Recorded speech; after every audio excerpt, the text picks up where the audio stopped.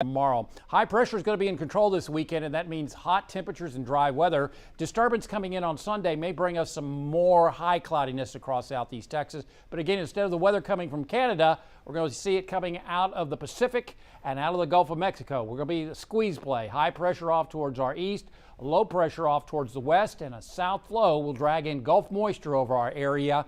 We need something to cause the chances of rain and thunderstorm activity. Just because you have high atmospheric moisture, you need something to work with, and we may see that in the form of a front and a trough of low pressure coming up next weekend. So tonight it'll be a chilly night, mid-50s in the lakes and the upper 50s to lower 60s in the triangle. Mostly sunny skies are expected tomorrow, and we'll go with highs around record territory in the lower 90s across southeast Texas.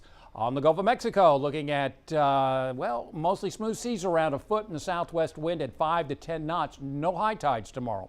Water temperature at 74. Tonight, mid-50s lakes, inland southeast Texas, mid to upper 50s.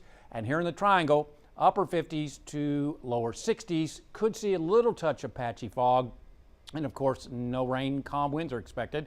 Tomorrow looks like the lower 90s. The record is 92, so we're going to be real close to that coming up tomorrow. So that high cloudiness you just saw in West Texas will be affecting our area. We'll go mostly sunny, and a south to southwest wind is expected. Sunday, the clouds will thicken up. That means high temperatures will come down. Southeast winds will return to our area early next week, and we're going to feel it in the form of the muggies. Low temperatures near 70, and that's when you're going to be cranking your air conditioning up, as we'll see highs in the mid-80s. Slim chances coming up on Thursday and Friday, and then next weekend, well, that'll end our string of beautiful weekends, but we need the rain, and we need a lot more than what we're going to get. Cold front coming in Sunday of next a week out, that should be, and as you can see, Monday the 30th could be cooler in time for Halloween. All right, there's a lot to track there. We can have good days, bad days, hot days, cooler. We just need rain. Not enough cold. Like every year it changes. It's either cold or a hot Halloween, so it's really up in the air right now.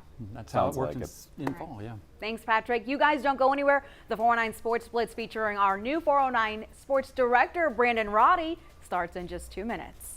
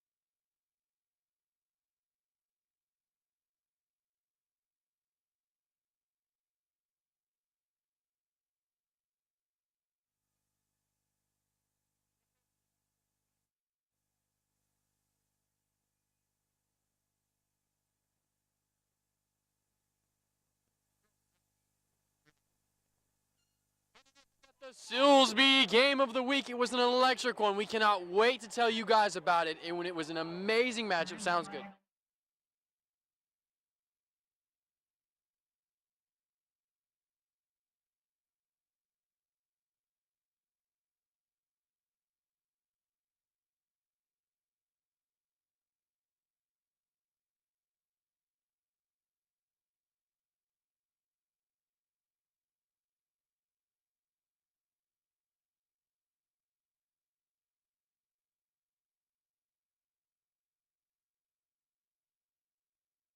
Live from the 409, MCT Credit Union presents the 409 Sports Blitz on 12 News.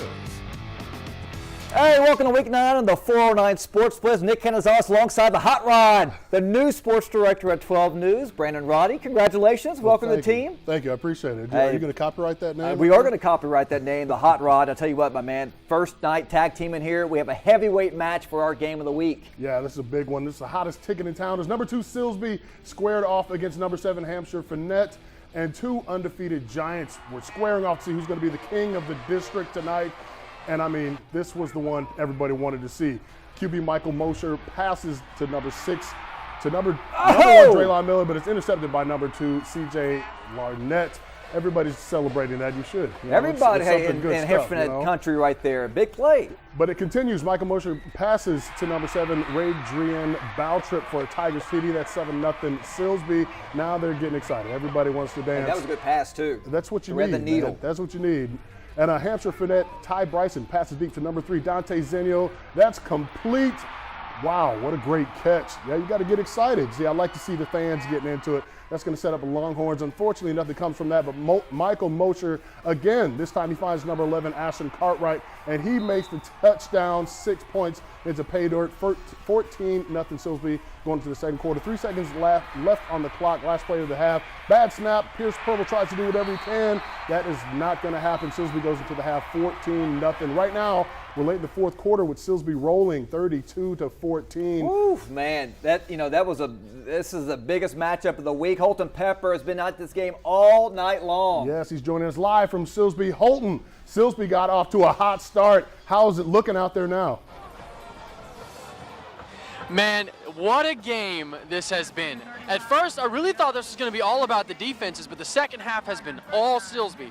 We went into the half 14-0 for the Hampshire-Fannett Longhorns, and then shortly thereafter, they were bang, bang, bang, back and forth, back and forth. It sounded really good. It looked really good, but Silsby was just too athletic and too strong, and they kept up with these guys. And now you're looking at a 39-14 score for Silsby late into the fourth quarter. 2:35 left in this one, gentlemen. And this one, I mean, this was an awesome game thus far. And just there's players all over the field for Silsby. Hampshire-Fannett, they did a great job tonight. They were playing pretty good defense as much as they possibly could, but just, you got to, in this sport, gentlemen, you both know, you got to play fourth quarters. You got to play a full 4 quarters against teams like Silsby. And Silsby here tonight, they were just too dominant, too fast, too strong. What a game. What an absolute game. Congratulations to both of these teams, but congratulations to Silsby, as most likely, I'm not going to say anything, but most likely we're looking at a Silsby victory here tonight, 39-14, with 2:35 left in this one. Gentlemen. All right, that is Holton Pepper. We'll check back with him and Silsby coming up in just a bit. I'll tell you what, you saw Hampshire-Fannett get stopped at the goal line with a little fumble. Can't do that, especially against a team like that. Right, you got to play to win, and you have to get those touchdowns because those are going to matter late in the game, as you can see right now. There you go. Hey, let's stay in 9-4A Division II. Jasper Bulldogs paid a visit to West Orange Stark. You know, Mustangs lost by 20 to Jasper last season, but would tonight be a different story? West Orange Stark making the first mistake in the game. They fumble the football. Tylon Garrett for Jasper recovers. That is big for the Bulldogs because they go to work on offense. Jakeman Harris plows his way into the end zone. They take an early 7-0 lead. All right, Mustangs, they get back with the football. Look at Marcus Turner Jr. Heap of trouble, runs around like it's Madden football, throws it up for grabs. It is picked off by Ty Anthony Smith. House call. Hey, you got to take care of the football. He's got reservations for 6. Jasper rumbles out to a 2-touchdown lead, but the wheels start to fall off here. Bulldogs back to punt. Bad snap. Michael Turner falls on the football. West Orange Stark, well, now they're in business.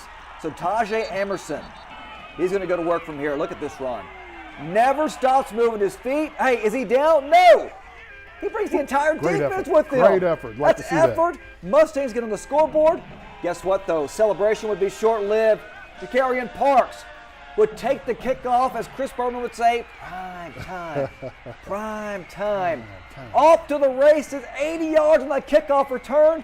This game was wild. Actually, right now, the current score, because they just scored, 38 West Orange Stark, Jasper 34. Ooh. This is late in the fourth quarter, 38-34. Jasper trying to make a comeback right now, but still got some time left to go on that clock. You got to play the whole game. That's and we had a battle of the birds as the Bridge City Cardinals flew in to ruffle the feathers of Harden-Jefferson Hawks. How'd this one turn out? Well, Cardinal running back Merica Ross takes it 55 yards right up the gut to pay dirt. That's a nice run right there. But then there's more. Abraham Mungia zigs, and then he zags, and then he hits 2 Hawks with the old razzle-dazzle, and he's going to take it all the way to the house. That's how you get on TV. You got to make it look good. But wait, there's more. Hawks with the misdirection here as Austin Brooks brings it back around, and he takes it all the way to put the Hawks back up on the scoreboard. We are at 38-26 right now. And actually, Britt City just scored a touchdown just seconds ago, 45-26. So it looks like the Cardinals are going to go on to win. This is up-to-date stuff here. Moving up to District 8 5A Division I, number 4 Port Arthur Memorial scoring off against Baytown Lee. On paper, this looks like a giant mismatch. Of course, Titans, one of the few unbeaten teams in Southeast Texas. That's why they play the game. First quarter action on Monte Martin, takes a handoff from his own 41, gets popped after a gain of 2. Then Kobe Stover, the quick pass to Corian Baker. Memorial would get stuffed again. Had to turn it over on down. So here come the Ganders. LeVay Duncan, bubble screen to Elijah Brown. He's going to pick up a gain of 14, but guess what? Ganders would also turn it over on down. So nobody can get that first down here. Here come the Titans, though. Monte Martin on the draw. Terrible tackling. Look at this guy. You got to wrap him up. Tell him. Wow. Tell him. To the house. Oh, that's 55 yards. 7-0 at that point. This game would go back and forth. Just when final, the Memorial Titans stay undefeated as they pull away in the fourth quarter. They win 48-33. You got to start with the basics there. That's it. No Cowboys here, just Indians with Santa Fe invading Port Neches Groves at the reservation. I like it when it's Indians and Indians marching involved. eye right there. That's how you know it's going down. We picked this one up in the third quarter. PNG is up 41-7 already. And number 11, London Nunley, he's going to take it around the outside. He's running. He's picking up the first down and getting good yards right there. Next time he says, you know what, I'm going to give it to somebody else. He's going to hand the ball off to number 29, Abel Joman, for some tough yards right up the middle. Those are the yards that hurt. But he's going to keep it himself this time. London Nunley again decides to run around to the outside. Is he running for his life? Maybe not so much. And I think I'm starting to see a trend here. You run, then I run. You run, then I run. He's going to hand it off again to number 29, Abel Joman. Yeah, you know, you got to take care of your running backs. They're going to fight for more yards. But at the end, they were just settled for a field goal just to add insult to injury as we go up to 44, the final here, 51-14. You have to stop somebody sometime. Oh, yeah. Guess what? Over in Galena Park, Nederland trying to keep pace with PNG in the district standings. They would crush the Yellow Jackets 38-7. So Nederland now 4-1 in district play. And guess what time it is next week, Brandon? What is that? Mid-County Madness. I've heard about this. First place PNG, undefeated in district. Second place Nederland. Wow, you couldn't have drawn up a better game. It's going to be 15,000 plus at Big Ned next week. Heard that was sold out already. Is that It the is truth? sold out. Wow. It is sold out. It's a hot ticket item, so you might sell it on eBay for $100. You know anybody? Can we get in there? Oh, we got to know plenty of people. Hey, we got the hookup next week. I'm looking forward to it. And you can't have Friday football without the play of the week. The play of the week, brought to you by 5 Point Credit Union. I just said that. All right, play of the week. Harden-Jefferson. Look at this. Look at this guy. Shaking and baking all the way. Wow, that's actually pretty impressive. You see the screen pass out to the left side right here. Look at the big guys Great blocking. move right there. Looks like you might have shook 2 defenders there. Then you got to turn on the Jets, just outrun everybody to the end zone. That's how you draw it up right there. You want to score every time, right? And West Orange Stark right now, late fourth quarter, they're up 38-34. So still some time left to go for the Jasper Bulldogs to come back. But hey, what a game out there in West Orange. Good stuff. All right, we'll take you down to our Band of the Week. The Band of the Week, brought to you by Donaldson Auto Group, Silsbee.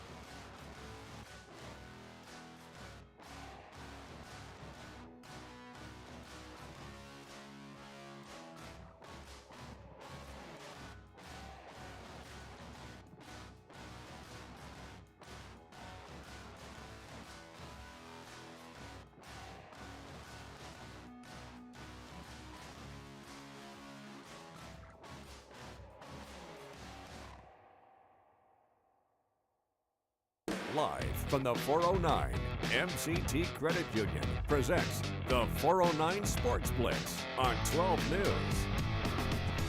All right, welcome back to the 409 Sports Blitz. Let's go back out to our game of the week. All right, well, first of all, before we go out there, let's read up some scores here real quick. We had Evadale taking on Comanil. They beat them 42-24 at their homecoming.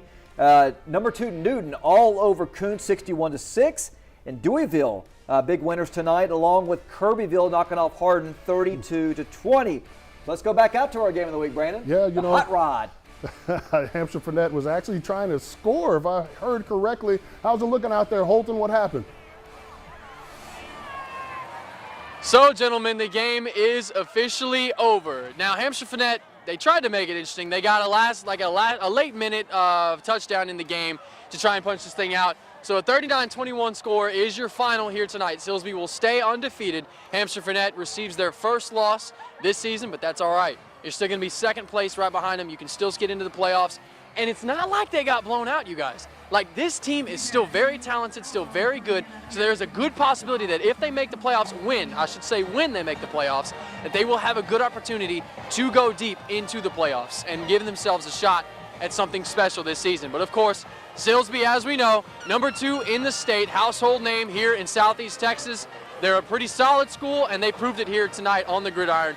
Really, really, really good game from both of these two schools, and I'm excited to see where the next steps for these two schools are. But from here on out, it's a 39-21 game. Silsby takes the win. Gentlemen, back to you in the station.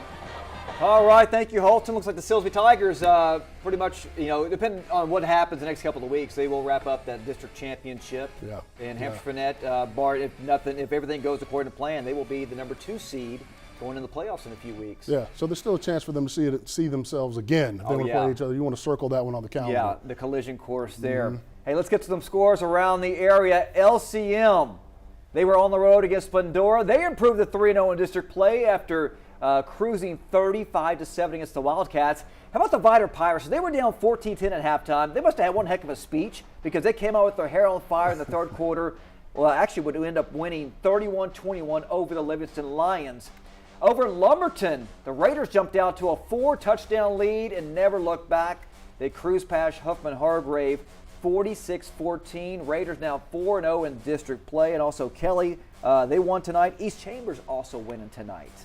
A lot of good W's, And Beaumont United is actually looking to break into the win column for the first time this season, but it looks like they might have to wait at least one more week to do that. Let's get right into it. The Timberwolves running back Darian Anderson. He's going to drop the ball. It's a fumble.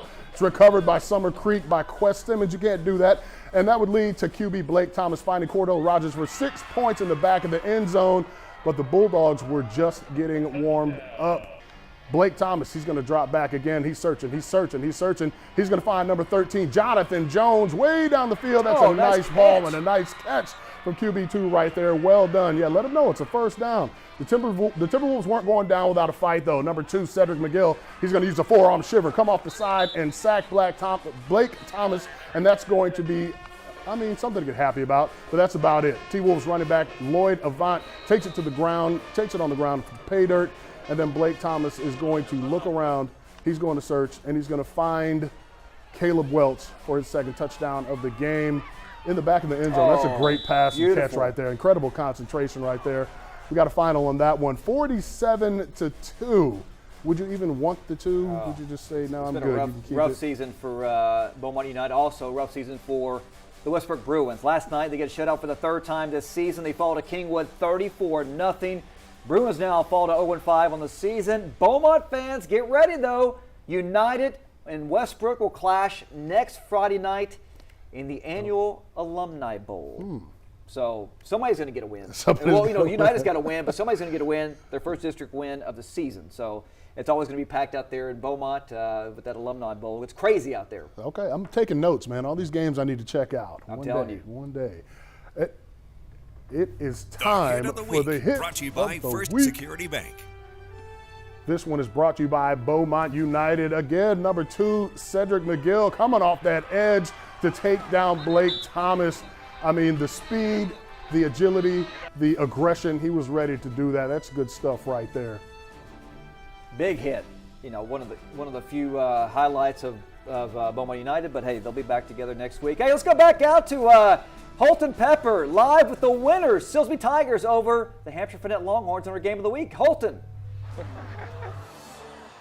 Alrighty, I am here with the quarterback, Michael Mosher. Man, this was a heck of a game for you guys. Statement win, definitely a big-time win. So you can just take me through this game. How important is it for you guys to take this win here tonight? I mean, man, HF's, they're a solid team, man, and I think, we've had a lot of doubters, right? And because, we're the top dog and people think, they can knock us off, and, they were the team to do it, I think. I think they were the team that had the ability and had the coaching to go out and go win a football game, but we came out a little flat first drive, but defense, like they always do, did a great job. Got a bunch of turnovers, got a bunch of stops, and offense started to develop. We got hot and we started scoring. My receivers made plays. Coach Smith, his play calling, we just click. It's perfect. I love it. I love it. Well, man, I appreciate the time. This was awesome. I appreciate the time, man. Hey, great win and good luck on the rest of the season. Thank you. Go far, man. Go far. That was Michael Mosher. Back to you guys. All right, thank you, Holton. Also, Jasper just scored 41-38 late fourth quarter over West Orange Stark. Here's our band of the week, Silsby Tigers. We will see you next week. The Band of the Week, brought to you by Donaldson Auto Group, Silsby.